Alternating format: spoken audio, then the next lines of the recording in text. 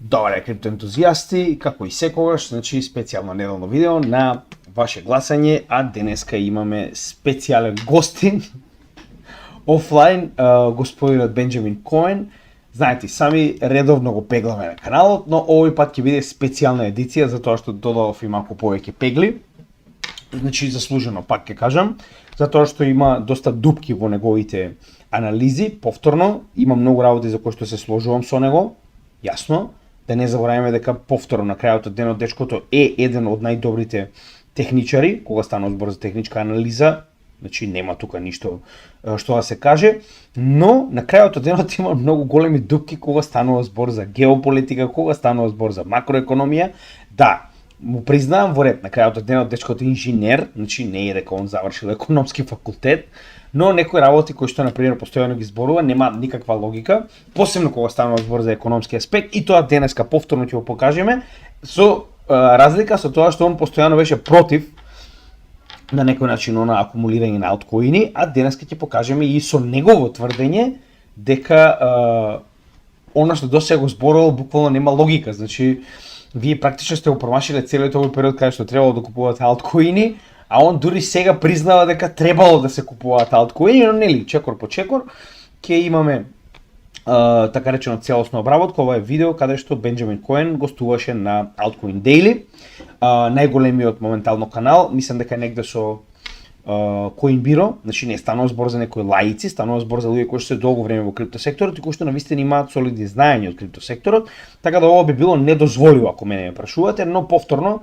тоа е тоа. Да не забораваме дека на крајот од денот Бенџамин Коен има многу битна работа, 812.000 сабскрајбери, но биткоин и само биткоин и ништо друго осем биткоин, постојано биткоин и само биткоин до крајот на, нели, до крајот на светот. Значи така е неговата формула и не е грешка, да бидеме реални, тоа ќе го објасним исто така на крајот. Значи воопште не е грешка кога тоа го тврди, но е грешка кога тоа го објаснува на 812.000 следбеници како да нема никаква друга опција. Сега ќе почнеме поред. Значи прво ќе зборува за макроекономијата и за изборите, кои што се исто така многу битни, очигледно и за тоа има доста дупки во неговото знаење, но сето тоа ќе го исправиме, нели? Само останете, уживајте во денешното пеглање. So essentially, the two things that the Fed is wrestling with is can they get inflation back down to their target of 2%? And right now, it seems like things are heading in the right direction. Inflation headline is at 2.92%. And if you zoom in, I mean, you can see it's slowly going down. And it is summer of the election year. We're likely going to have a rate cut in September. My guess is that it's just going to be a 25 basis point rate cut. 50 basis point rate cuts are not that common unless the economy is absolutely falling apart. But if you go back and you look at say, like the 1970s, you'll значи пред да продолжиме понатаму, значи он буквално ништо не кажа за изборите, а има толку многу да се зборува и тоа сега не ќе го покажеме историски, значи ова не е случајно и не е случајно дека Федералната резерва сега почнува со rate cuts, како што кажавме. Значи јас дури не можам да разберам зошто досега не почнаа со rate cuts. Значи многу пати сме зборувале зошто е толку битно, очигледно, значи ова е дупка во неговото знаење, него не му е ни јасно зошто се случува ова токму сега. Значи овој чарт јас не го ставив за џабе, пред некој ден го ставив чисто вие да го видите, затоа што планирав да го искористам во денешното видео, а тоа е фактот дека американските избори за председател се на секој 4 години и се завршуваат во ноември. Значи дека до ноември се знае точно кој ќе биде следниот председател на Мурика, тоест извинувам, моронот кој ќе биде председател на Мурика во следните 4 години. Историски гледано во последните неколку пати се буквално морони, така да нели, тоа е практика веќе на американската држава. Зошто е тоа толку битно? Значи историски гледано последните два циклуси во кои што ние така речено сме имале биткоин, дури рекол во 2012 година, ќе го провериме тоа. Значи можеме да видиме дека буквално после американските избори што сме добиле? Bull market. Значи најдобриот дел од bull marketот буквално следувал после завршувањето на американските избори. И ова не е случајно. Значи гледаме каде се наоѓа моментално, односно моментално е септември, а изборите ќе завршат во ноември. Сега да погледнеме зошто е ова така и да видиме историски, со тоа што прво ќе го погледнеме со S&P 500, ова е лилјаковата, еве ќе ја смениме во друга боја, за да се разликуваат малку повеќе, еве зелена ќе ставиме. Значи зелената боја е индексот на S&P 500, Црвената боја е каматните стапки на Федералната резерва, а нормално чартот ни е вредноста на долар. Сега, историски многу пати сме зборувале дека секогаш кога ќе почнеме со rate cuts, односно кога каматните стапки ќе почнат да се намалуваат на Федералната резерва, автоматски се намалува и што? И вредноста на долар. Така, секогаш кога се зголемуваат, се зголемува и вредноста на долар. Сега, зошто е ова толку битно? Овие жолти линии се ноември на секој 4 години назад до 2004 година. Што можеме прво да заклучиме? Можеме да заклучиме дека ноември и пред ноември, значи многу битно ноември и пред ноември, имаме енормно ниски каматни стапки на Федералната резерва. Значи, тоа може да погледнеме на лево, значи оваа црвена графа, можеме да ја следиме на левиот, така речено, линијар, каде што можеме да видиме која е нивната вредност. Така, погледнете. Значи, во тој момент, Федералната резерва, без разлика на тоа каква била инфлацијата, тоа се моментално не интересира. Не интересира колку била голема каматната стапка и ќе објасниме зошто е ова така. Значи, гледаме дека каматната стапка била негде од 1 па до така речено 2%, што значи дека они дале се од себе да ја задржат каматната стапка што пониско во периодот пред изборите. Многу битно, во периодот пред изборите. Така, да погледнеме понатаму. 2008 година, ова беше два пати Дамбо кога го избра, црниот Дамбо се извинувам, значи Обама. Погледнете, значи во период пред изборите од мај па до ноември ние сме имале енормно намалување од 2% на 0% на каматната стапка на Федералната резерва. Така, што значи дека ја релаксирале економијата. Колку е пониска каматна стапка по која што Федералната резерва принта нови пари, толку повеќе економијата е релаксирана. Да погледнеме понатаму. Во целиот овој период од 2008 до 2012, значи каматната стапка се држала на апсолутна нула, така. Потоа, иако сме имале покачување, погледнете. Значи ние сме имале скок од 0 на 30 на 0,4%, така каматна стапка. Но истите од јануари 2016 година, затоа што знаеле дека се избори, ја задржале оваа иста стапка до октомври, ноември 2016 година, пред конечно да почнат да ја качуваат. Така. И 2020 година, погледнете. Значи они се погрижиле пред изборите, така, од февруари 2020 година, да ја намалат од неверојатни 1,6 на 0 и да ја задржат таму и после самите избори. Што ви покажува тоа? Сега да видиме како ниските каматни стапки делуваат на индексот. Така, значи во оваа ситуација ние S&P 500 го земавме како пример затоа што истиот е, гледате, уште од 1993 година се следи, така. Сега во оваа ситуација погледнете. Што се случува после изборите? Секогаш после изборите што се случува со во оваа ситуација сега зборуваме риски асет, така, значи S&P 500 се смета за ризично добро во кое што луѓето инвестираат само кога економијата е поволна, така. Погледнете, веднаш после изборите. S&P 500 и тоа погледнете, уште од пред изборите. Значи ние имаме почеток на bull market кој што трае длабоко после изборите, така, затоа што имале ниски каматни стапки, така. Овдека, погледнете. Почнува пред изборите, трае за време на сите овие, така речено, 4 години од овој 2012 година, ова беше Трамп, така. Зошто? Ниски каматни стапки. Бул маркетот не запрал поради ниските каматни стапки, така. Погледнете, после изборите, истата ситуација, затоа што сме имале ниски каматни стапки и понатаму продолжил, да, но затоа што сме имале високи каматни стапки, почнале да се качуваат после изборите, имаме стагнација. Гледате, значи не е толку висок растот како претходно, туку имаме стагнација за веднаш по намалувањето на истите во припрема за овие избори во 2020 година кога Гериатрија Џој доби, новото претседателско место. Погледнете, кога се намалиле каматните стапки на нула, погледнете што се случило. Екстремен скок на S&P 500. Повторно качување на каматните стапки предизвикало корекција на S&P 500. Што се случува моментално? Очекуваме пад на каматните стапки. Пак ќе кажам, дури и касно. Значи ова требаше да случи пред време.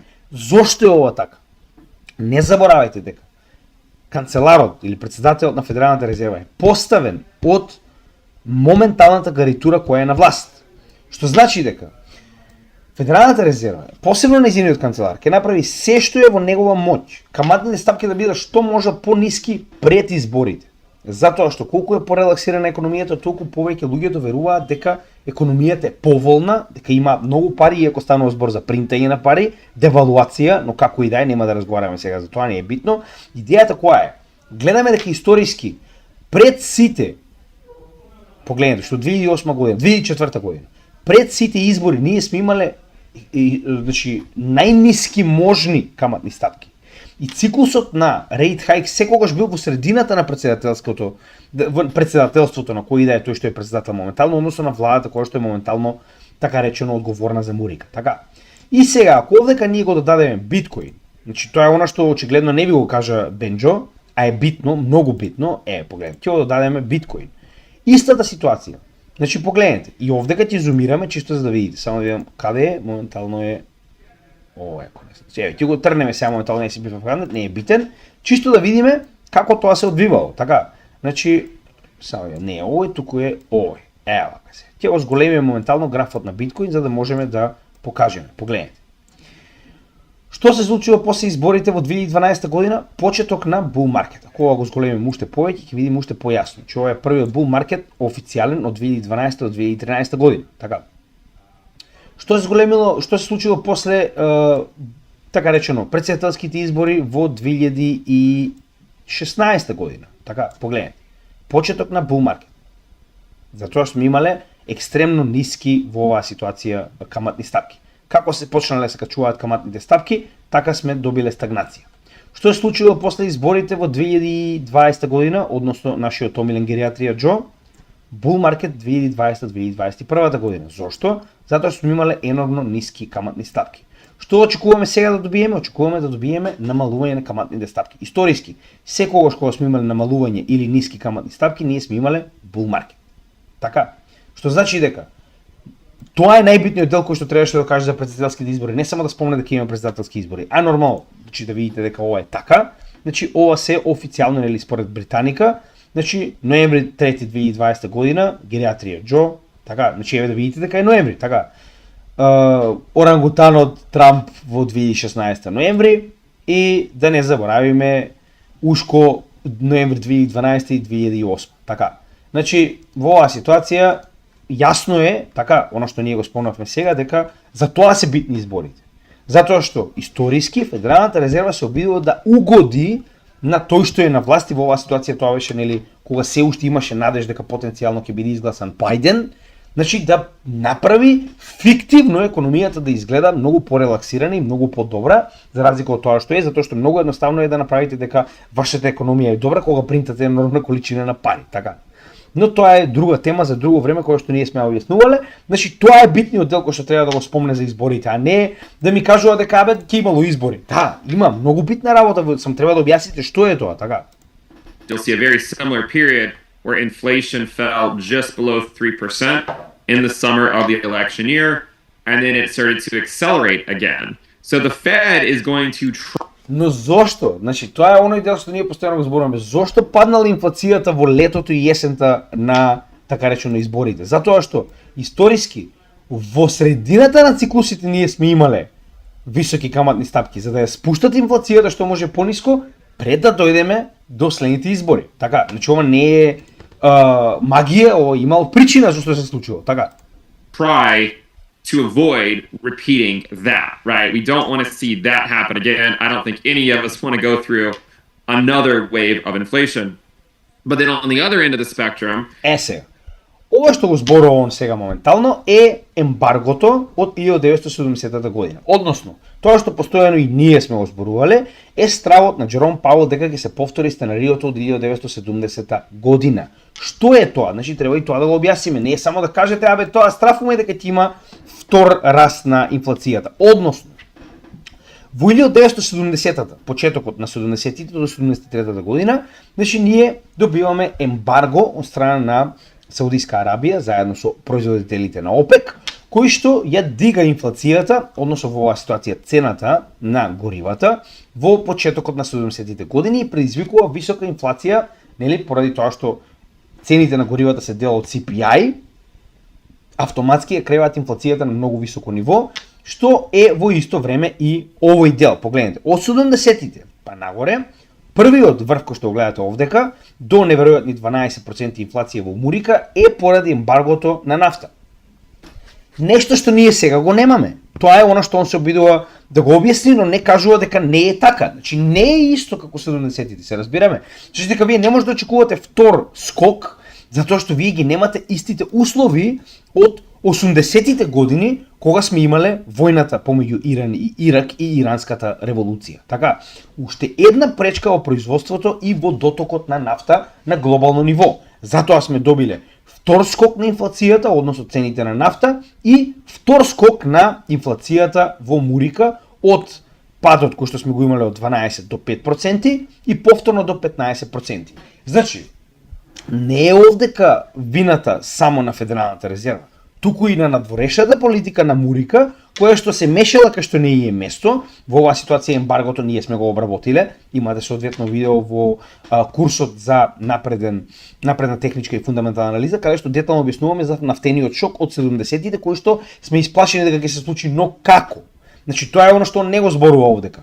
Значи, не е само да бидеме уплашени дека ќе се повтори. Кога би се повторил? Би се повторил кога арапските земји, поради една или друга причина, би го направиле истото што се случило во 73-та година, односно нафтено ембарго, со кое што не и давале на Америка да купи од кај нив, затоа што Америка го поддржувала Израел, а во тоа нормално прави геноцид врз палестинците, нешто што до ден денеска е актуелно. Значи, еве уште еден доказ дека геноцидот врз палестинците не е од вчера, туку е декади наназад, зборуваме 70 години наназад, и во исто време војната помеѓу Ирак и Иран и Иранската револуција, која што била втората причина за овој втор скок, затоа што знаете и сами дека Мурика е крајно зависна од нафтата на Блискиот Исток. Што значи дека тоа што он го зборува моментално не е така, затоа што ние моментално ги немаме овие услови. Да, имаме потенцијал за регионална војна на Блискиот Исток, она што ние го дрвиме веќе 6 месеци наназад, што јас постојано зборувам, каде што потенцијално Иран би го направил истото сценарио од Саудиска Арабија, односно би ги затворил тесенцот Хормуз и Баб ел Мандаб, тесенцот под Суетскиот канал, кој што директно контролиран од хутите, кои што се од Јемен и се парамилитарна организација на Иран, но он тоа не го спомнува, само вели имаме страв за потенцијално вакво сценарио дека ќе се повтори. Не, немаме, затоа што се уште немаме регионална војна. Значи, ние имаме индиции дека потенцијално можеме да имаме нафтен шок, но не реално, затоа што се уште не се случило. Сите овие закани не се реализирале, што значи дека Федералната резерва во оваа ситуација нема потреба да се секира за нешто што не се случило, така?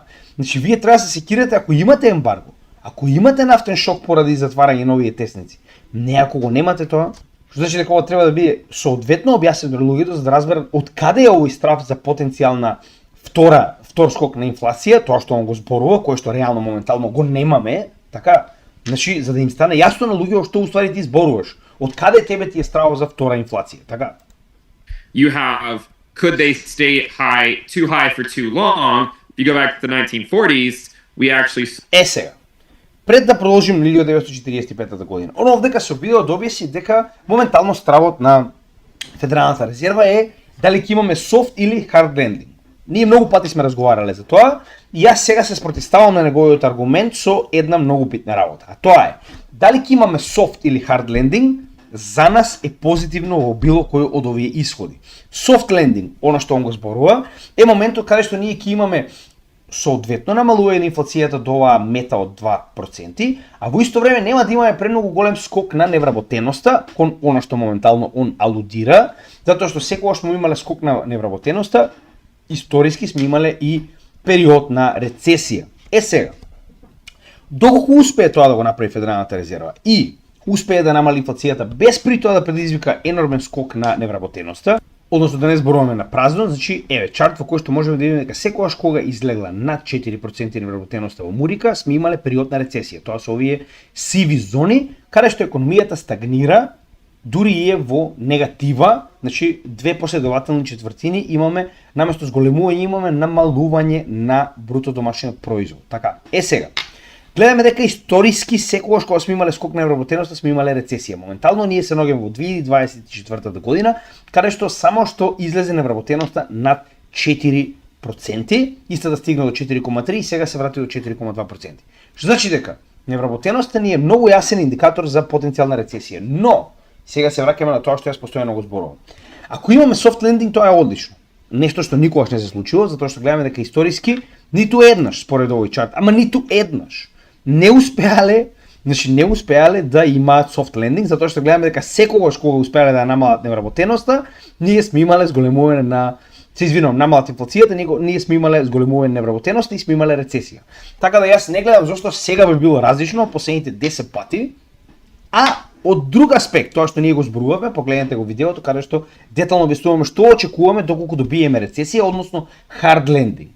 Тоа е кога би излегла надвор од контрола на невработеноста, како што тоа се случува во сите овие историски случаи, макар и тоа да било само на кратко во 2020 година, но ние повторно сме добиле период на рецесија. Сега, период на рецесија е лош за Мурика и не ме интересира, тоа не ни проблем, затоа што тоа ќе делува негативно на економијата на Мурика, со зголемување на невработеноста уште повеќе, со намалување на продуктивноста на нивниот индустријски комплекс и така натаму услуги сето тоа што спаѓа во нивната економија, но крипто е глобално. Да, ќе има страв кој што ќе предизвика на некој начин луѓето да се размислат дали да инвестираат во ризични добра како крипто, но ова може да биде и обратно, затоа што криптото е глобално. Криптото не е поврзано само со економијата на Мурика. Затоа што додека муриканската економија е во рецесија, гледаме многу поинаква слика во Русија, која што е моментално во најдобриот период, иако е во војна, гледаме енормен раст. Економијата на Русија порасна повеќе од било која земја на гериатрија 7, вклучувајќи ја и Мурика. Кина не е во рецесија, Кина исто така е во добар напредок, Индија исто така е во добар напредок. Значи, она што сакам да го кажем е дека тоа оти имаме лоша ситуација и потенцијална рецесија во Мурика, не значи дека ефективно тоа ќе се случи исто и со криптовалутите. Така да мене ако ме прашувате, јас постојано алудирам на тоа и верувам дека е многу добро, затоа што гледаме историски дека ниту еднаш до сега биткоин и криптовалутите не се наоѓале во рецесија. Првата званично голема рецесија ние сме имале од постоењето на биткоин во 2009-2010 година, кога и самиот биткоин е креиран поради оваа рецесија, поради финансиската криза повторно предизвикана од Мурика и од over-leveraged банки. Што значи дека ние во целиот овој период од 2009 година до 2024 година не сме имале ефективна рецесија. И уште еднаш ако мене ме прашате, ова би било многу добар период во кој што ние ќе можеме да видиме како криптовалутите потенцијално би делувале во период на рецесија. Може би сум во право, може би не, но доколку немаме период на рецесија, ние не можеме да знаеме, така? Што значи soft или hard landing нас не одговара во било кој случај. Не само soft landing како што тоа го зборува Бенџамин Коен, а и историски, ако видиме, пак ќе повторам, значи голема веројатност дека soft landing е научна фантастика. Но останува да видиме, може би ќе успеат. Нас секако не одговара. Saw a brief period of deflation in 1949 because they actually kept, they were too tight for too long. So when we talk about, can the сега, исто и овој дел, пред да го оставиме да зборуваат, значи, во сите овие делови он кажува на брзина неколку, да речеме, податоци, без да објасни која е нивната поента и како би делувале на криптосветот, само ги нафрла дека не као демек зборуваме за здравието на економијата. Многу битна работа која што заборави да спомне, она што јас го користам во мојата презентација во Прилеп, е фактот дека после Втората светска војна он тоа што го зборува за дека биле со премногу висока каматна стапка премногу долго, она што ние го зборуваме, предизвикале што? Значи затоа што оние држале оваа каматна стапка долго и високо од 45 година по завршувањето до 49 тоа се 4 години. Овдека е Dow Jones, значи тоа е оној индекс на најголемите индустријски, практично индустријскиот индекс на Мурика. Гледаме целосна стагнација, дури и корекција во овие 4 години.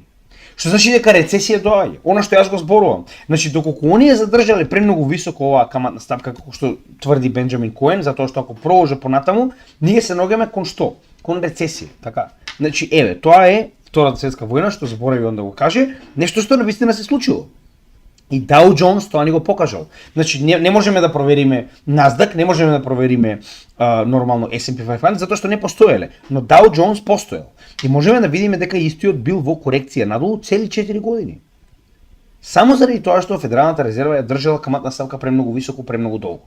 Не може да се случи тоа. Они знаат дека тоа ќе предизвика рецесија, а нив моментално.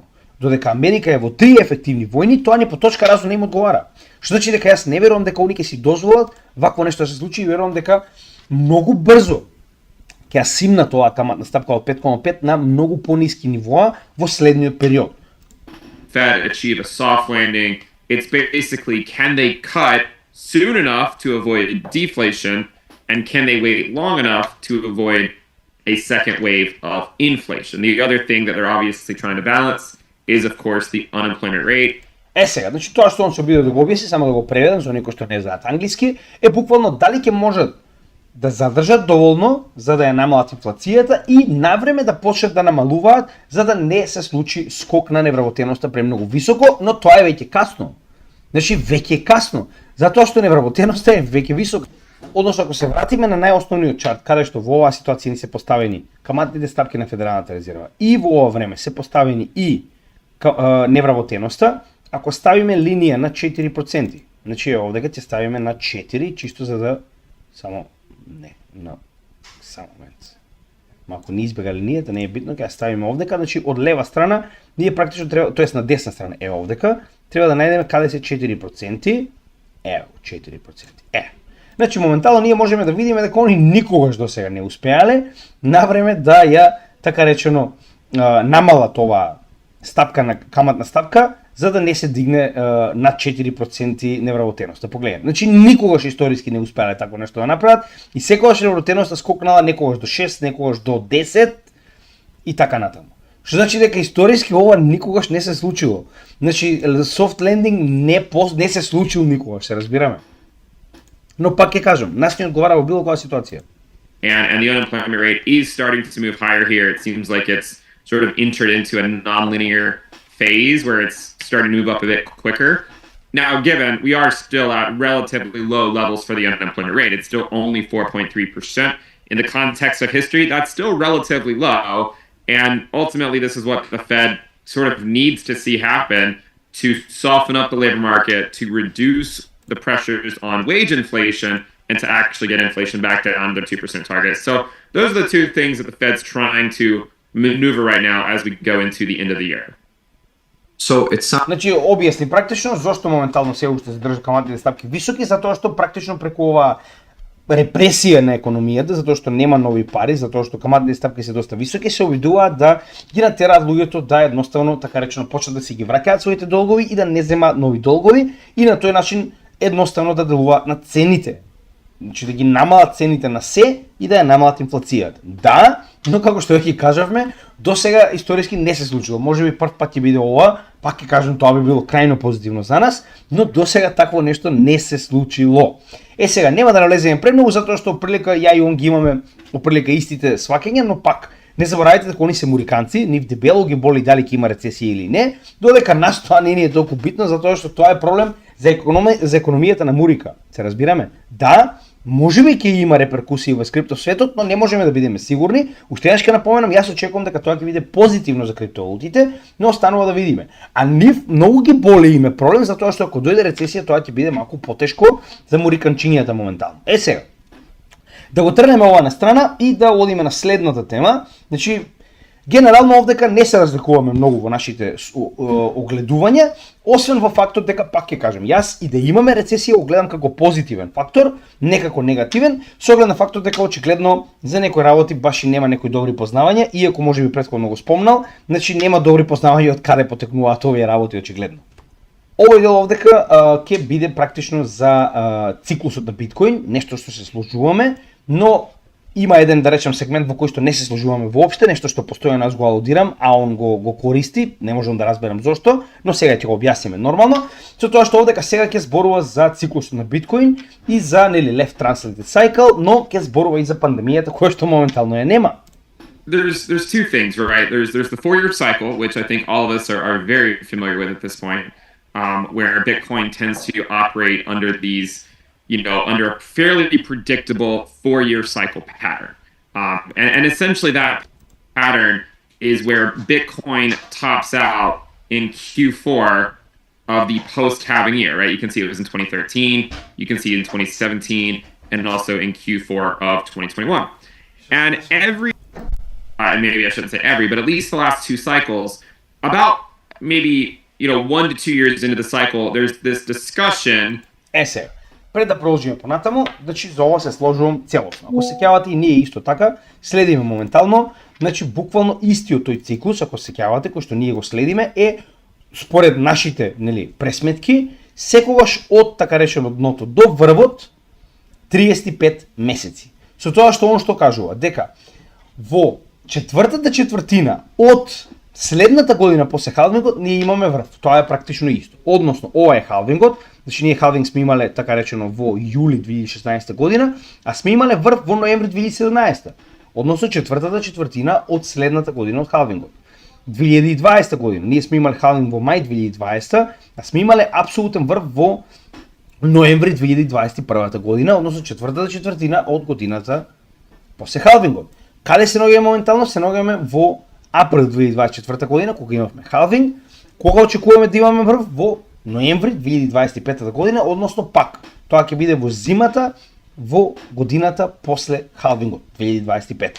Што значи дека за овој дел целосно се сложуваме и јас и понатаму не гледам причина зошто би мислеле дека овој циклус е прекинат. Сега, тоа што он го зборуваше, го зборував и јас, ако се сеќавате, пред 4-5 месеци за left translated cycle, како што се нарекува на англиски, односно циклус во кој што врвот е многу порано во овој 4 годишен циклус, па потоа имаме многу подолг bear market. Да слушнеме што има да каже околу ова. As to whether we're going to have a left translated peak, essentially where a peak comes much earlier in the cycle than people are thinking. And that discussion became a very hot topic back over here in March of 2024, the same way it did in June of 2019.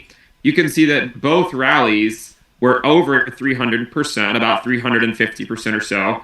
And it made people talk about, right, a left translated cycle where the peak comes a lot sooner. Сега, значи он што биде да обясни дека буквално скокот кој што го имавме во 2000 во оваа ситуација 19-20 година и тоест ова е почетокот на 2019 година и овој скок кој што го имавме сега од 350% се буквално причината поради кој што луѓето почнуваат да размислуваат можеби потенцијално имаме left translated cycle и тоа е вистина. Значи јас бев присутен во овој период каде што истото го добивме, значи дека потенцијално можеме да имаме left translated cycle. Ако се сеќавате на ваквите прашања јас одговарав на секој кој што ми ги поставил и кажував вака. Имаме многу мала шанса да добиеме left translated cycle, но никогаш не можеме да исклучиме.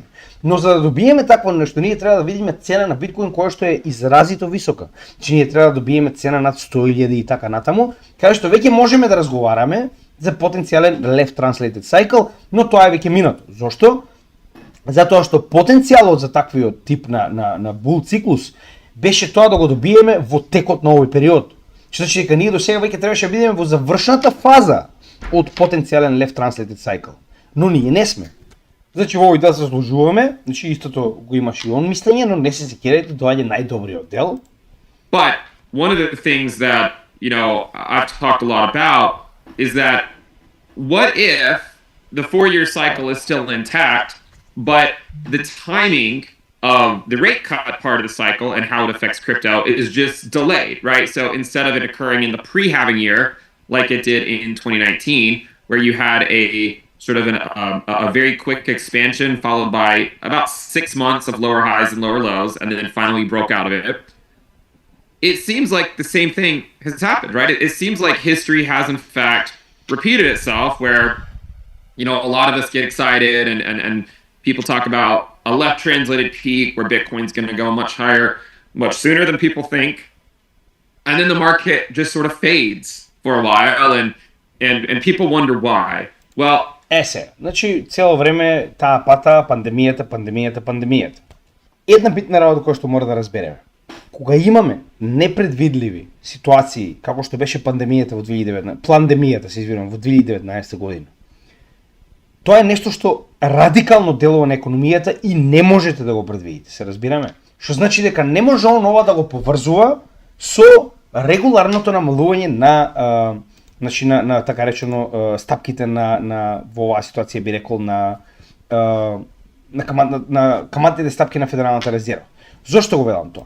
Овдека ние имаме одложен ефект поради пандемијата, се разбираме? Значи они ги намалиле овие со цел да на некој начин ја регулираат, затоа што имале економска криза предизвикана поради пандемијата. Во исто време, доколку овдека ние ги додадеме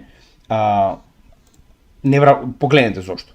Значи ние имаме енормен скок на невработеноста буквално во рок од 1 месец или 2 месеци, кој што невработеноста била односно морале да реагираат затоа што погледнете. Ние сме имале скок на невработеноста, како што кажеме, од 3% на 15% за само 2 месеци. Така, ова не е регуларна ситуација. И они морале, погледнете, значи во само неколку месеци они од стапка од 1,5% на левата страна стигнале до 0 за само неколку месеци. Така, зошто е тоа така? Затоа што ви имате ситуација без преседан, нешто досега невидено, кое што радикално делува на економијата и морате веднаш да се прилагодите. Ние немаме такво нешто сега. Ја не можам да разберам зашто он постојано го зема овој пример. Ова што овдека го гледате, немаше да биде вака доколку ние немавме пандемија. Значи оваа пандемија испланирана пред време го направи тоа сите да бидат во оваа ситуација, не само биткоин. Значи овдека ако ги додадеме и S&P 500, и Nasdaq, и било кој од другите, еве, ќе ги додадеме чисто за да видите како тоа изгледа. Значи S&P 500, Nasdaq. Погледнете, истата ситуација. Ние имаме пад на се во тој момент. Значи не само на биткоин, на се. Што значи дека во оваа ситуација ви имате страв кој што предизвикува луѓето да излезат веднаш од ризични добра, затоа што ова е ситуација без преседан. Не може да го споредува тоа со оваа ситуација овде. Сега ќе објасниме зошто. Затоа што во оваа ситуација ние веќе сме имале rate cuts, но не делувале веднаш позитивно, затоа што имавме пандемија во која што луѓето буквално беа исплашени дека човештвото ќе престане да постои. И ние сме имале вкупна корекција од 72%. 72% на почеток на bull market. За разлика од тоа, ние овдека во оваа ситуација имаме регуларна корекција од 32%. Има голема разлика меѓу 72 и 32. Зошто го велам тоа? Затоа што ако се вратиме назад низ историјата, посебно кога станува збор за bull market, еве пак ќе го земам, значи во оваа ситуација 2000 и да речем 16-2017 bull market, затоа што е школски тип на bull market каде што можеме да го видиме токму тоа. Погледнете. Значи ние сме имале низ целиот овој bull market. Погледнете, 38%, така. Втора корекција. 40%. Трета корекција. 30%. Така и понатаму, ако се вратам на дневно ниво, ќе најдам уште вакви корекции. Поентата која е? Ниту една од овие корекции не била 75%. Че ова била нормална корекција во која што имаме шейкаут на луѓето кои што сакаат да излезат од пазарот, затоа што веќе направиле солиден профит, пред да продолжиме се движиме нагоре. Ова не е тоа. Ова е пандемија, се разбираме? И тоа посебно овој дел овде каде што го имаме најголемиот пат е уствари и врвот на пандемијата каде што луѓето беа преплашени, односно последниот дел, овие неколку недели каде што луѓето буквално беа усрани, значи ние имаме 63% корекција. Не е исто. Значи каде имате вие овдека 63% корекција у последниот дел? Каде? Кој од овие свеќе е 63%? Еве неколку недели ова е најголемиот пат, така? Колку е овој најголем пат и тоа од највисоко до најниско, 25%, така? Исто ли е? Не е исто. И не може постојано да се зема примерот за пандемија затоа што нема пандемија. Да, ако имаме сега регионална војна на Блискиот Исток или ако имаме војна помеѓу НАТО и Русија, ќе добиеме потенцијално ист ваков ефект, но немаме. Се разбираме? Ја не можам да разберам зашто човеков толку се запнал за таа пандемија. Не е исто. 30% корекција и 75% корекција не е исто, така? Од друга страна, уште еднаш ќе се навратам на овој дел. Ние овдека имаме дел каде што веќе, погледнете и сами, значи биле во длабока корекција каматните стапки на Федералната резерва. Ние овдека не уште не сме ни почнале. Значи ние ефектот од каматните стапки се уште не сме ни почнале да го чувствуваме. А овдека ние сме биле веќе, погледнете, скоро така речено при крајот, кога веќе се случила оваа последна капитулација на намалувањето на каматните стапки на Федералната резерва. И не може да го земете истиот пример затоа што не е исто. И не може постојано да им зборувате на луѓето да го очекуваат истиот резултат затоа што не е истата ситуација. Значи не можам да разберам човеков ова го прави секое видео.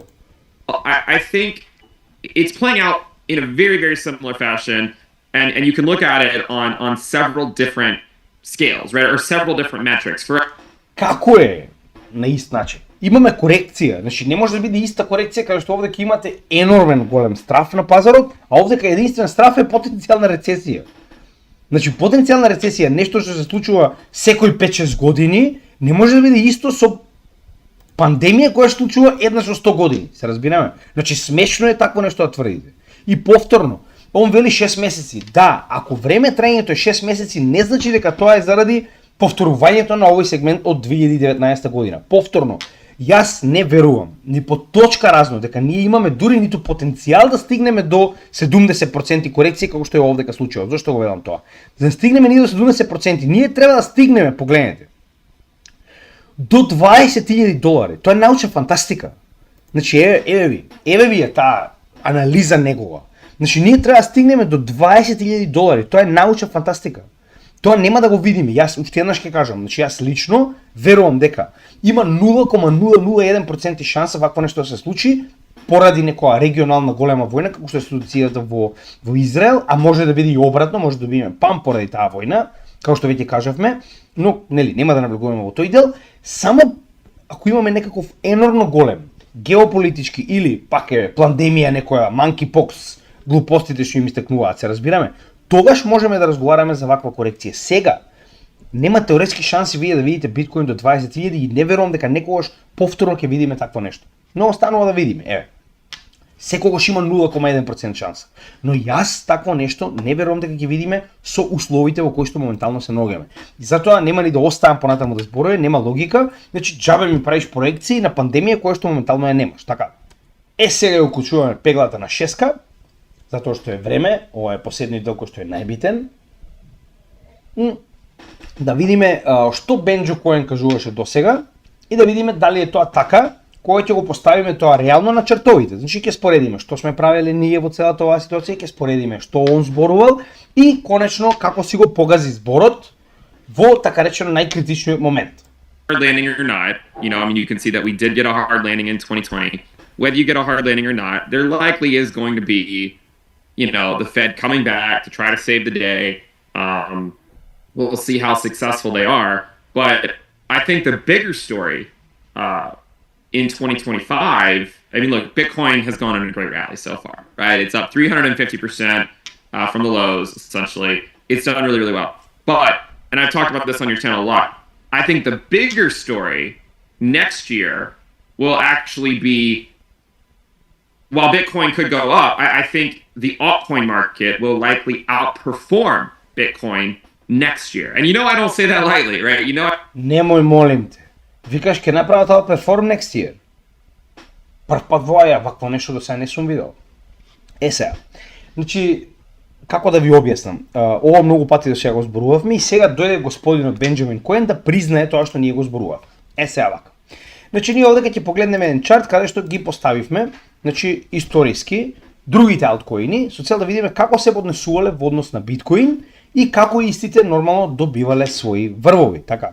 Значи, он тоа што го зборува, дека, нели, во годината после халвингот ќе добиеме, така речено, алткоините да бидат подобри од биткоин, ние го зборуваме уште од најдлабоките делови на bear маркетот. И ние постојано што зборуваме, дека биткоин треба прво да порасне, со се неговата биткоин доминација, верувам дека, извинете на речникот мој, ама јас сум сигурен дека Бенџамин Коен пушта чарта на биткоин доминација и значи жими се, ја не можам да разберам типот е горд на чартот на биткоин доминација, како да е тоа, не знам, чарт во кој што он победува или нешто, не можам да разберам, но како и да е, сега нели ќе поминеме преку сето тоа, значи ние што зборуваме постојано? Еден нормален циклус на алткоин, така? Настапува како? Значи тоа постојано го зборуваме, тоа не е ништо ново, е познато на сите оние кои што се полого време во криптопазарот. Биткоин добива свој памп прво, тоа е неминовно, потоа најчесто овој памп се префрлува на Етериум во последните два циклуси, тоа беше случајот, не мора да биде исто, но капиталот од биткоин, најчесто китовите го префрлаат во Етериум, потоа во large caps и на крајот добиваме full monkey season, каде што буквално нема што не расте на цена. Така, историски гледано, последните два циклуси беа по дефиниција вакви. Така, можеби немавме толку добра алткоин сезона во 2020-2021, тоа не го менува фактот да го беше токму вака. Така. Сега, ако погледнеме тоа на чертовите, тоа што ние го дробевме цело време, погледнете. Значи, еве овде када го земеме, значи на почетокот 2016-2017, од овие кои имаме два. Тоа се ADA и Ethereum. Еве ќе додадеме уште еден, еве Tron. Да не го додадам XRP, значи да не кењете постојано, Tron ќе го додадам, значи да не ви биде бет. TRX, не Tron, туку TRX, извинувам. TRX USD. Вака. Погледнете. Значи, што имаме? Прво почнува да се движи нагоре Биткоин, па потоа гледаме предвижување на оваа така речено, ќе ставам да биде различна боја, да разликуваме, зеленото ќе биде во оваа ситуација Ethereum, и потоа почнуваат ADA, Tron и така натаму. Че овде како додадеме други коини, ќе видиме дека буквално потребни биле месеци. Значи погледнете, ние сме имале званичен раст на биткоин уште од септември 2017, па потоа гледаме дека Ethereum почнал да расте во октомври, ноември 2017, 2 месеци подоцна, за конечно да добиеме раст во декември, јануари 2017 година, тоест во оваа ситуација, да. Добро, пак е 2017, почеток од 2018 година, алткоините, така. Тоа е во 2016-2017, така. Ајде да погледнеме понатаму. Значи моментално се наоѓаме во 2021 година. Погледнете.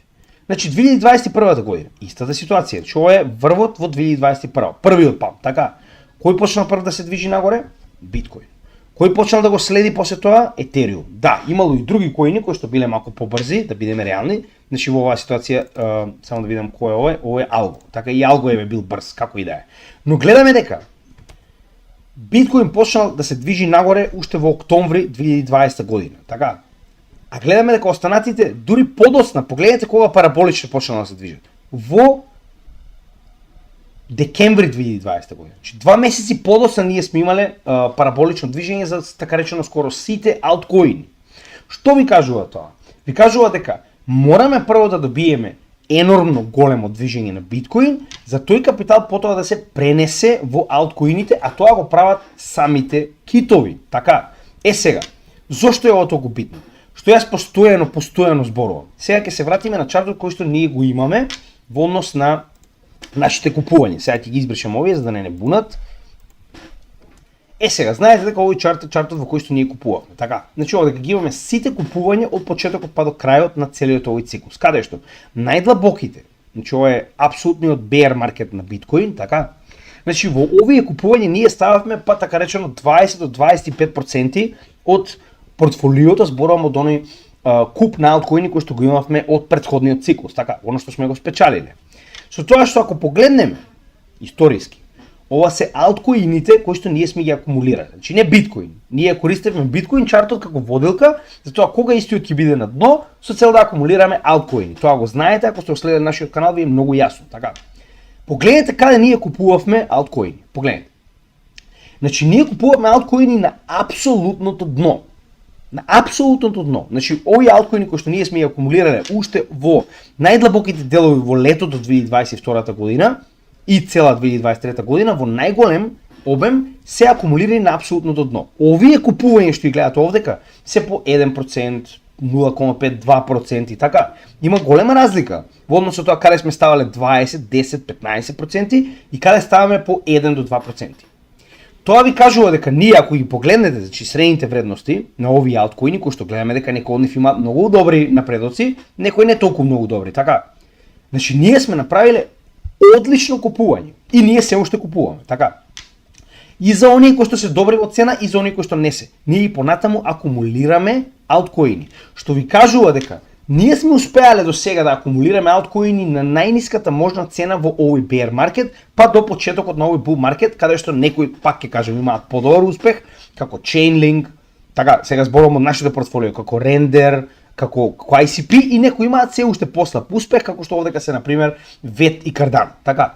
Тоа ви кажува дека ние и понатаму акумулираме на крајно ниски цени. Сега, оно што он постојано го зборува, е дека не треба да се купуваат алткоини. Сега се купуваат алткоини. Алткоините се купуваат во период во кој што ние купувавме, така. Во најдлабоките делови каде што цената нивна е најниска, затоа што има многу поголем потенцијал од биткоин. Затоа што вие ако сте купувале биткоин, сега ќе бевте 3x, така. Но ако сте купувале Render, сега ќе бевте 120x. Ако сте купувале Solana, ќе бевте 25x, не 3.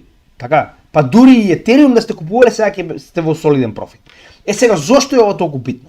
Значи, јас тоа што постојано го зборувам. Алткоини се купуваат на најголемото дно на биткоин и продолжувате да ги купувате, затоа што она што сега он го кажува, дека во следната година ќе имаме outperforming на алткоините наспроти биткоин, е моментот каде што ние ќе направиме многу поголем профит од било која инвестиција во биткоин, па макар да сте купили на апсолутното дно. Така, сега ќе го објасниме тој дел со доминацијата, за кој што он е толку многу горд. Сега ќе објасниме дека буквално треба обратно тоа што он го кажува да правите, повторно ова не е финансиски совет, јас не ви кажувам што да правите, но да видите како изгледа реално на чартот, а не само тоа што он ви го покажува. I don't say that lightly. I mean, I've been on the Bitcoin dominance train for a long time, but I think we need to spend, at least 1 to 4 more months, either September through December. I think Bitcoin dominance will top, and then next year you'll see altcoins likely lead. Right, you'll see those go up against Bitcoin, and that's really what I think the real story will be next year. И сега се враќаме на оно што јас постојано го зборував. Дали е попаметно да купувате овде, каде што цените на алткоините очигледно се најниски, легендарно најниски, или вие треба да чекате да се случи, сега ќе го објасниме тоа преку Ethereum чартот, затоа што е многу битно да разберете како функционира, затоа што он сега ќе се префрли на доминацијата на биткоин и чартовите споредени еден со друг без долар. Значи овде ќе имаме споредба на цените на биткоин и Ethereum и биткоин доминанс. Сега, овој дел е многу битен за да ви објаснам која е неговата грешка и зошто е толку катастрофална кога станува збор за така речено овој outperformance за кој што он постојано зборува. Значи тоа е овде да видиме што ќе каже и потоа ние ќе направиме една анализа. In a more risk-averse way to say it, I guess. Normally what happens. Чекай само секунда. It sounds like you're saying sometime in the next maybe 4 to 6 months is the best time ever to buy altcoins. Well, in a more trying to think about how to say that. In a more Значи не знаеш како да одговориш. Од друга страна не, грешка сте. Најдобриот момент за купување алткоини беше во 2022-2023 година. Тоа јасно се гледа на овој чарт. Не е тука најдобриот момент да купите како во оваа ситуација на Chainlink или на Render. Туку овде. Овде се купуваат алткоини, тоа што ние го убивме од зборување. Оние кои што купувале овде алткоини сега се без разлика на тоа што целиот овој пазар е во корекција. Поголемиот дел од нив се уште во профит и тоа солиден профит, зборувам од неколку екс профит, така. Сега ќе објасниме тоа и баш во така речено во неговиот да речем најдобар момент, така, оној биткоин доминанс момент. Risk-averse way to say it, I guess. Normally what happens with it. Look, I think that, and I've said this before, right? I think that ETH Bitcoin is sort of the harbinger for the altcoin market, right? It tells you how healthy the altcoin market is, how healthy or unhealthy. Значи, оно што он го зборува е, сега вели, чартот на биткоин наспроти Ethereum, значи флип чартот на биткоин со Ethereum, е така речено еден од најдобрите индикатори за да ви покаже колку е здрав алткоин пазарот и колку нели има потенцијал да скокне. Да, значи да видиме што ќе каже он околу тоа, па да споредиме дали е тоа навистина така и кога се купуваат алткоини, дали сега или пред една година. Healthy it is. And what I'm looking at right now as it relates to Ethereum, because I mean there's no doubt about it that Ethereum has really underperformed Bitcoin for the last 2.5 years, right? I mean really, especially since the merge, ETH has underperformed Bitcoin. But what I want to draw your attention to, and I think значи тоа е тоа, таа пата. Ама Ethereum има послаб перформанс од Bitcoin. Па кога се купува нешто? Кога има послаб перформанс или кога има појак перформанс?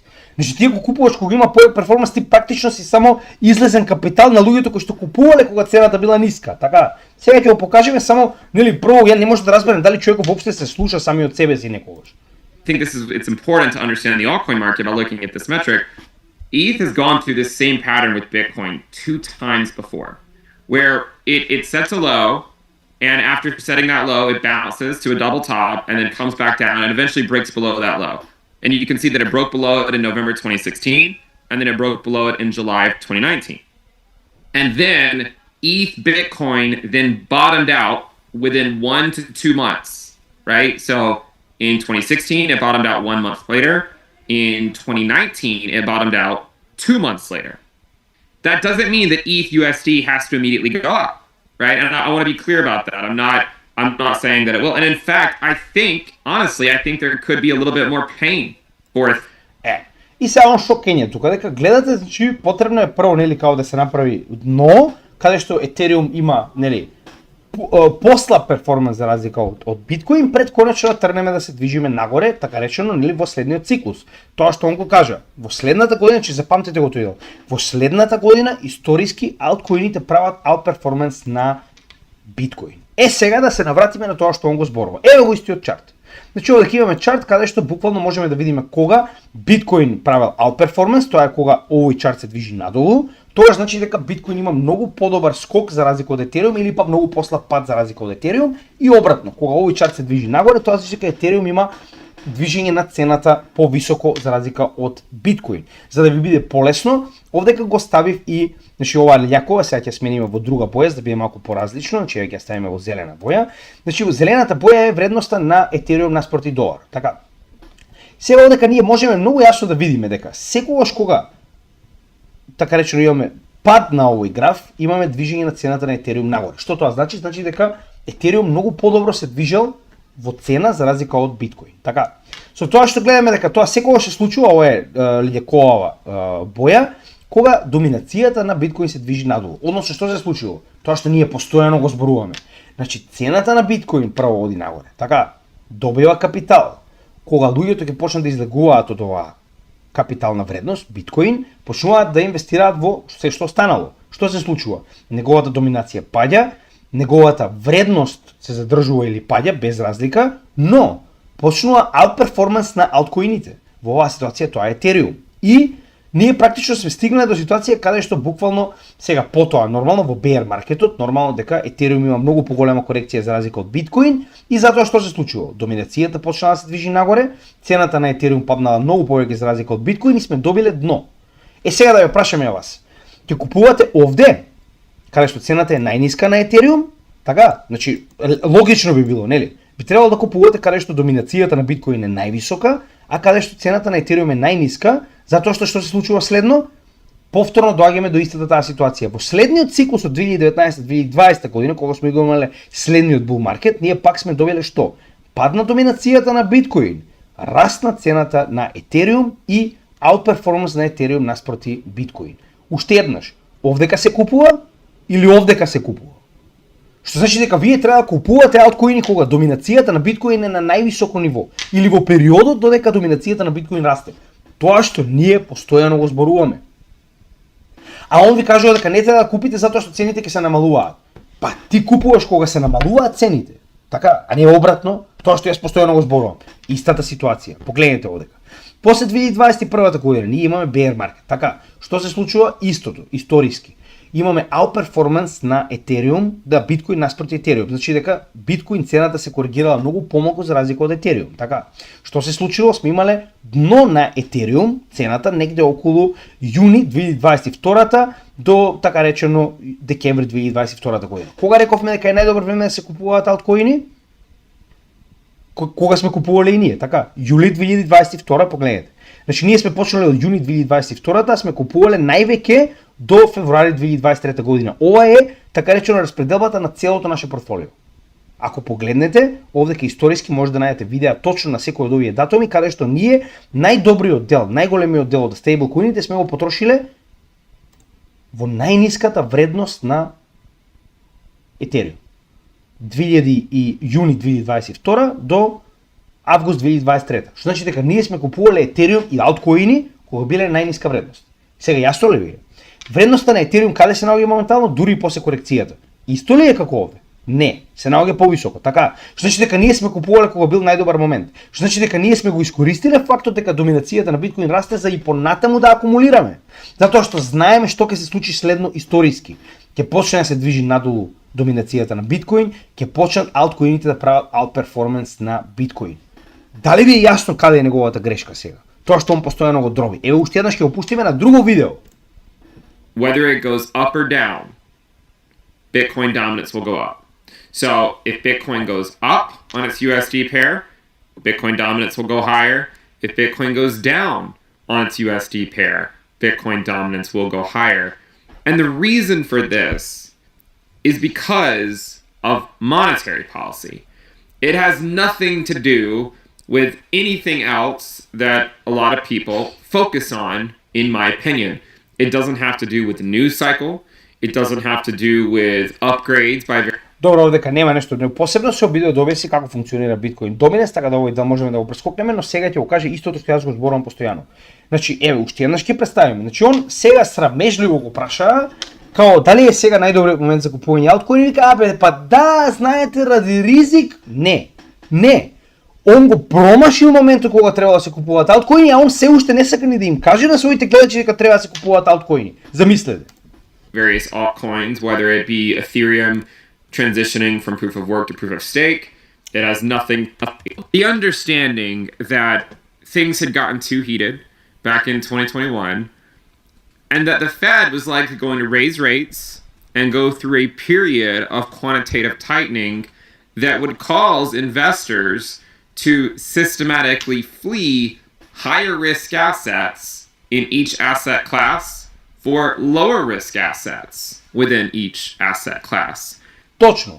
Тоа што каже е точно. Но дали тоа што он го прави е точно?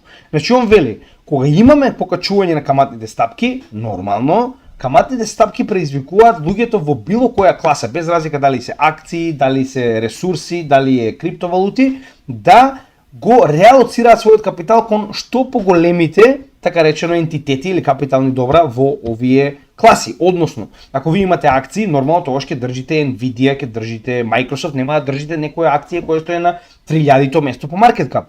Исто и во крипто секторот, значи вие ќе се обидувате да држите биткоин и етериум, нема да држите алткоини. Но не е така. Зошто? Се враќаме уште еднаш на оно што постојано го зборуваме. Значи ако се вратиме овдека, еве го, ќе го ставиме баш тоа. Така, во највисокиот степен, значи кога се движевме нагоре, ако овдека ние го додадеме, еве, ќе го додадеме вет за пример и ќе го додадеме еве и етериум, чисто за да видите како изгледа. Значи, тоа е разликата помеѓу инвеститори и ретарди.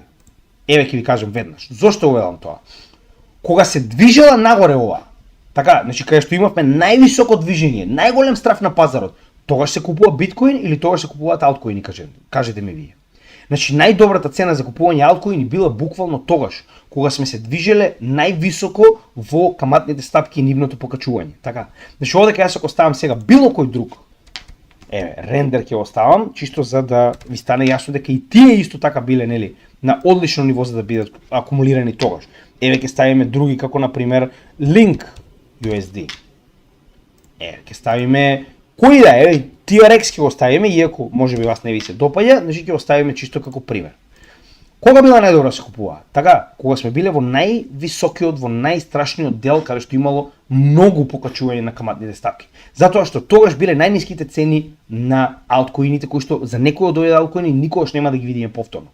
Не биткоин, затоа што биткоин ќе ви донел 3x, рендер ќе ви донел 200x, Link ќе ви донел 15x, се разбираме? Тоа е разликата. Маркет капот е разликата. И сега он, кога требало да се купува, не им кажал да купуваат, они сега им вели, абе да, ама не знам, може би е добро време да се купи. That was the only reason. In fact, if you look, last cycle, one of the reasons why I've been so adamant about Bitcoin dominance going higher all this time is when you overlay two different metrics, interest rates in the United States, and if you were to overlay the balance sheet of the Fed, you will see a very compelling story. And that story states that it wasn't until after the Fed cut rates in 2019 that Bitcoin dominance finally topped. It wasn't until after the Fed began to expand their balance sheet last cycle that Bitcoin dominance topped. Вели, значи нема, вика, дури од кога почнале да принтаат пари и да ги намалуваат каматните стапки, сме добиле врв на доминацијата на биткоин. И уште еднаш ќе ве прашам, еве доминацијата на биткоин. Кога требало да купувате? Кога била висока? Така, каде што цената на етериум е ништо, кога била висока, каде што цената на етериум е ниска, тогаш и треба да купувате. Или да чекате да падне доминацијата за да купите етериум. Прост пример. Значи, пак ќе ве прашам, според она што он го објаснува, дали вие треба да чекате да падне, така, значи рейт кат да има, за да купите етериум? Пак ќе ви кажам, значи, кога паднале рейт кат, паднала доминацијата на биткоин, вие веќе сте промашиле, драги мои. Кога паднала доминацијата на биткоин, вие веќе сте имале bull market на Ethereum, се разбираме? И ова е истата ситуација за било кој друг. Еве ќе земеме друг, еве ќе земеме Atom, еве. Значи не само не Atom ETH, туку Atom BTC, еве. Истата ситуација. Значи вие имате моментално. Еве, сега само треба да ја значи еве доминацијата ќе ставиме со жолта боја за да се гледа малку појасно. Значи ние имаме така речен осцилатор, како и секогаш имаме осцилатор на вредноста на оваа валута наспроти биткоин. Само што еве вака ќе изгледа сега осцилаторот. Еве ќе го поставиме на друга валута, значи го поставуваме на сосема друга валута. Ова е значи Atom. Така, земавме рандом валута. Еве. И сега ние можеме да видиме истиот резултат. Сега јас ќе ја додам цената на Atom и да видиме дали требало да купуваме кога Atom бил. Значи ова што го зборува е моронски ова што го зборува. Доминацијата на биткоин е жолтата боја. Лековата боја е цената на Atom. Еве сега. Кога била висока цената на тоест доминацијата на биткоин, што се случувало? Гледаме дека имало така речено outperformance на биткоин наспроти Atom. Нормално, затоа што растела цената на биткоин. Што се случувало со цената на Atom? Стагнирало целиот овој период кога доминацијата на биткоин била висока. Сега се купува Atom. Затоа што се случило кога доминацијата на биткоин паднала? Цената на Atom експлодирала. А да видиме следниот циклус. Што се случува? Како влегуваме во така речено bear маркетот, да речеме ова би било цело bear маркет, така. Значи што се случува? Доминацијата на биткоин расте, гледаме дека биткоин има крајно подобар резултат, односно подобро движење за разлика од ADA и тоест извинувам од Atom, така. И што се случува? Цената на Atom стагнира, затоа што ова е outperformance, значи ова е цената биткоин наспроти Atom, а овдека имаме цената на Atom. Што ќе се случи кога доминацијата ќе падне? Ова што го очекуваме сега, раст на цената на Atom. Овдека треба да купувате Atom или да чекате да падне доминацијата? Што значи дека вие сте требале да купувате Atom до сега, не сега. Се разбираме? Да, и сега е паметно, и сега е добро, затоа што цената на Atom и така и понатаму е ниска. Но тоа не го менува фактот дека ако сте акумулирали во целиот овој период, вие ќе сте имале енормно ниска вредност на вашиот Atom Bag. Така, еве да погледнеме некои други, еве да земеме еве VeChain ќе го, линк ќе го земеме за да има малку појасна слика овдека, затоа што е малку поинаку во VeChain. Вака сега, моментално, значи нас ни е потребна доминацијата на биткоин, треба да ставиме цената на VeChain, на линк и да видиме што се случило овде. Еве, линк. Дали е оно што јас го зборувам во право или е Benjo Coin во право? Погледнете сега. Значи истата ситуација. Така, и тоа не заборавајте дека линк беше многу добар перформер во времето на 2020-2021. Така, каде што имаше напоредно со биткоин, така речено свој bull market. Погледнете, че кога беше висока така речено доминацијата на биткоин, само што истата почна да паѓа, гледаме дека и вредноста на линк почна да се движи нагоре. Односно, пак ќе ве прашам, кога била висока вредноста на биткоин и доминацијата на биткоин, тогаш се купува линк. Не чекате да падне доминацијата на биткоин за да купите линк, затоа што сте касно. Односно, ако вие сте акумулирали во целиот овој период, еве сега ќе додадеме и вредноста на биткоин како да речем во доларна вредност, да видиме нели дали е тоа така. Значи, во оваа ситуација само да видам која е сега точно. Ова, ако не се лажам, е на не, ова е линк, другата е на биткоин, вака. Значи, овдека е малку поинаку затоа што како што кажав, значи биткоин имаше многу подобар bull market, се извинувам, Chainlink имаше многу подобар bull market во времето на 2020-2021. Беше првиот кој што направи all time high за разлика од алткоините. Но повторно погледнете. Значи сме имале памп, ова е оној памп во 2019 година на биткоин кој што добил да речем да биде висока така речено биткоин доминацијата, во целиот овој период ако вие сте купувале Chainlink, погледнете што ќе сте добиеле. Затоа што биткоин направи кој 10x, но Chainlink направи 10.000x. Гледате која е разликата? Алткоини се купуваат кога е висока доминацијата на биткоин, а не обратно. Се разбираме? Ево уште еден пример ќе земеме. Тоа што јас постојано го зборувам. Сега е моментот, тоест до сега, па и сега е моментот да се купуваат алткоини. Еве ќе земеме некој постар малку. Litecoin ќе го земеме за пример. Значи Litecoin има многу јасен циклус за разлика од биткоин, осцилатор како што веќе кажавме, каде што повторно, овдека ние биткоин доминацијата со чартот на Litecoin. Со тоа што сега треба да додадеме и Litecoin цената во долари, погледнете сега. Значи пак ќе прашам многу едноставно прашање. Кога била висока доминацијата на биткоин и самиот биткоин бил висок на цена, што се случувало? Вредноста, односно лајткоин имал многу послаб перформанс за разлика од биткоин. Тогаш било најдобро време да купувате лајткоин, затоа што се случило следно, моментот кога доминацијата на биткоин паднала, ние сме добиле бул маркет на лајткоин, затоа што и неговата цена пораснала и неговиот перформанс наспроти биткоин. Обратно, во следниот bear маркет, нормално, како и останатите, гледаме дека вредноста на доминацијата на биткоин расте, вредноста на лајткоин се намалува, нормално, зошто? Затоа што во секој bear маркет цената на биткоин се коригира многу помалку за разлика од алткоините. Дали е ова најдобриот момент за купување на лајткоин? Да, затоа што погледнете, повторно сме добили иста ситуација. Во моментот кога биткоин го достигнал својот иницијален врв, доминацијата на биткоин паѓа, што значи дека секогаш кога доминацијата е во движење нагоре или е на врв, тогаш е најдобриот момент за купување алткоини. Не обратно. Не чекате доминацијата да падне за да купите алткоини. И да се вратиме сега на овој чарт кај што ние сме купувале. Значи во моментот кога доминацијата на биткоин почна да се движи нагоре, тоа е жолта линија, така? Еве, биткоин доминација. Ние и понатаму сме купувале што? Алткоини. Зошто? Затоа што знаеме дека се наоѓаме моментално на самиот врв, каде што ние во целиот овој период сме акумулирале алткоини. И што ќе се случи кога оваа доминација ќе почне да паѓа историски? Кога оваа доминација ќе почне да паѓа, вредноста на алткоините почне да се движи нагоре. Така да, пак ќе ве прашам, дали дрводелецов со 800.000 сабскрајбери, ево право или јас, останува да видиме, следната година дена ќе ни го покаже тоа, но само сакам да ви покажам дека многу често ваков тип на луѓе ви покажуваат нешто сосема поинаку, затоа што на овој начин не може да сгрешат. Значи јас него дури го разбирам. Со 800.000 сабскрајбери он не може вас да ви фура филм, купувајте алткоини, затоа што он не може да биде сигурен дека ние потенцијално ќе имаме алткоин сезона. Но јас пак ќе ја прашам. Вие со вашето портфолио $100, макар и да е $10,000, еве. Што ќе ви смени ако направите 3x? Ќе ви смени нешто многу во животот? Не. Ќе ви смени ако имате 500.000, ако имате 1 милион, ќе ви смени, да. 3x на 500.000 е одлична заработка. Но не и на $1,000, не и на $2,000, не и на $10,000. Ништо нема да ви смени. Така. Е сега, заклучно, зошто се тоа се случува? Односно, зошто Бенџо се држи само до биткоин? Треба да разбереме една работа. Бенџамин Коен е во овој пазар многу долго време. Неговата приказ на биткоин и само биткоин е многу лесна, затоа што он има купувано уште во 2010, 2011, 2012 година потенцијално, како што он самиот има кажано. Што значи дека он веќе направил солиден капитал и него повеќе од 3x не му е потребно. А ако го поводи соодветно циклусот на биткоин, он ќе направи повеќе од 3x, така, ќе направи 5-10x, што е одлична заработка за некој кој што има голем капитал. Тоа е предобра заработка, така.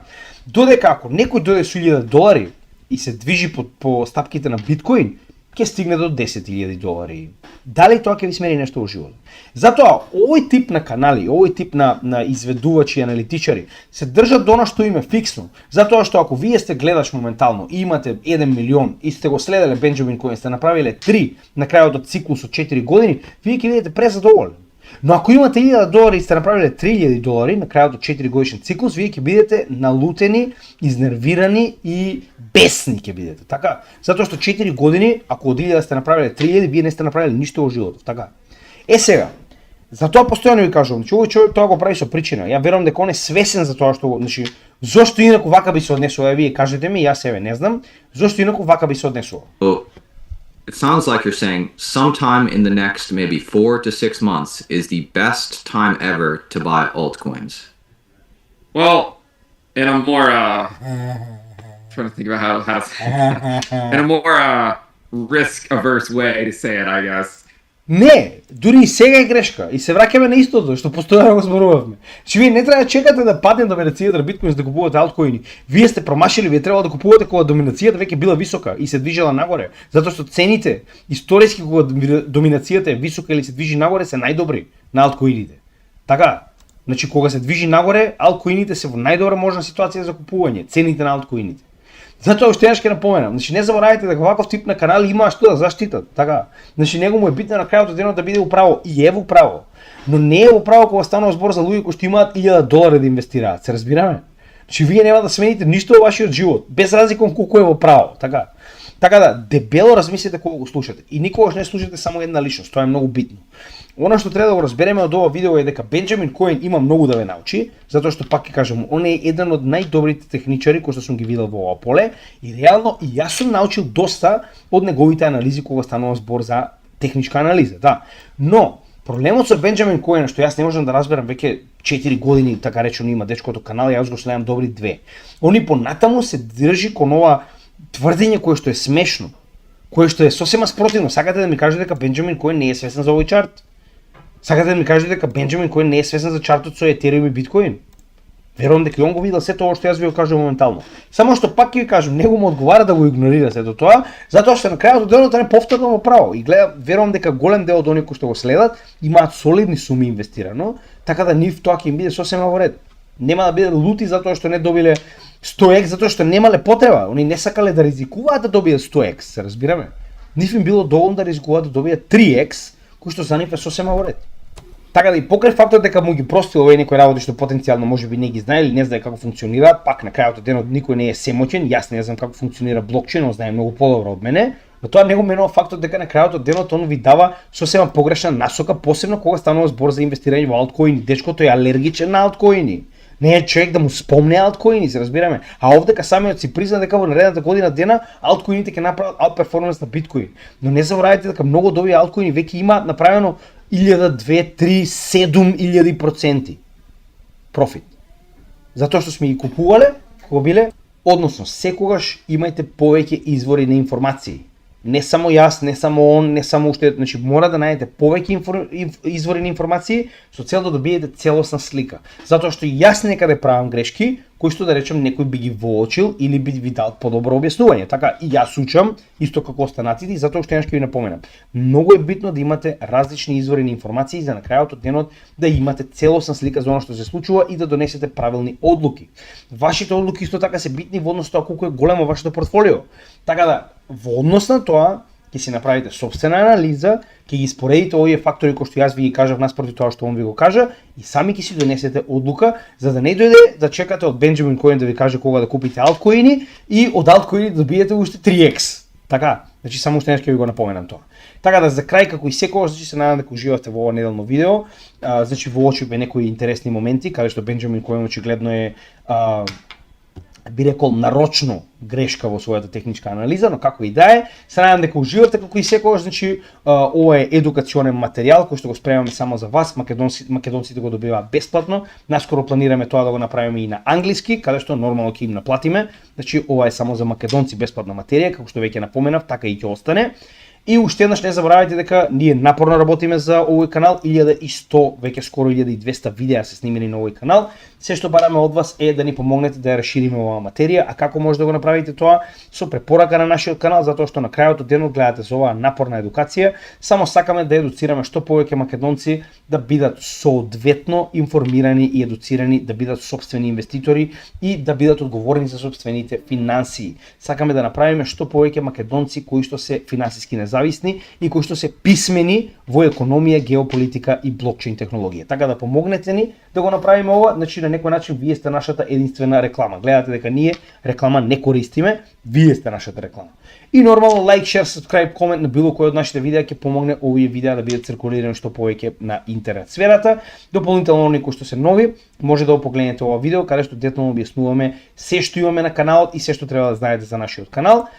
Дополнително во нашата дескрипција може да најдете дополнителни информации кои се доста битни. А тоа е прво нашите социјални мрежи, кој што би ви препорачал да ги следите со цел да имате дополнителни информации кои што ги објавуваме на истите, нашите резервни канали, каде што на Рутуб моментално одново ја аплодираме видео по видео нашата едукативна програма. Сега сме стигнали до 14-то, денес ќе биде аплодирано 15-то видео, така да следете го нашиот Рутуб канал со цел доколку сте нови да не престигнете, каде што еден по еден повторно ги аплодираме овие видеа за така речено техничка и фундаментална анализа. И нормално за крај значи ги имаме овие така речено блокчейн адреси кои што се ставени овдека на ваше барање затоа што некои од вас инсистираа да не честат едно кафе заедно со Купи ми кафе апликацијата, каде што буквално се тоа што вие го донирате транспарентно, ние многу пати, значи 2 пати до сега сме ви покажале, значи овие средства биле собрани и биле дадени на прво беше направено нели за црковна организација во Велес во облик на донација на прехранбени продукти за оние кои што им е највеќе потребно, значи се што добиваме од вас се враќа назад на македонскиот народ. Така да ви благодарам. Исто така имате гласање на нашата Facebook страна и на Twitter профилот и на Community табот на YouTube за наредните 7 дена, односно следната недела, кои ќе бидат во редослед содржините кои што сакате да ги гледате, така да се уште може да гласате за истите и нормално се гледаме од утре со нормална работа. Ви благодарам и поздрав. Се гледаме. Нека ни е вечна Македонија.